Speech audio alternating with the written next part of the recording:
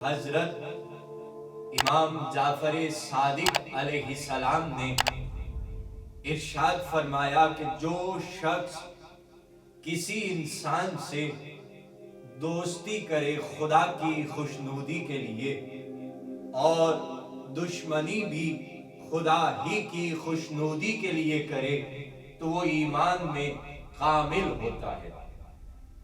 ارباب بصیرت، دوستی کی دو قسمیں ہیں، ایک زبانی دوستی اور دوسرا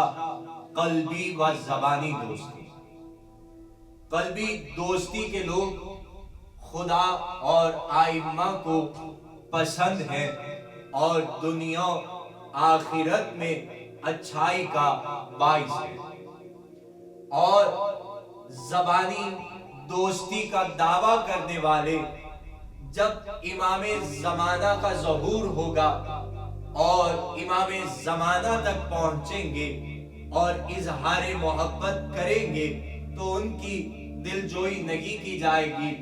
اس لیے کہ ان کے چہروں پر محبت کے آثار نہیں ہوں گے۔ ارباب بصیرت، یاد رکھیے گا کہ زبانی محبت کرنے والے، زبانی دوستی کرنے والے ممکن ہے کہ اپنی چکنی چپڑی باتوں سے سادہ لوگ انسانوں کو دھوکہ دے لیں، مگر دانا اور بینا لوگ سمجھ جائیں گے کہ یہ وفادار نہیں۔ زبانی دوست کا حصہ صرف دنیا تک ہوتا ہے، لیکن قلبی دوستی کے لوگ آخرت کے مالک ہوتے ہیں۔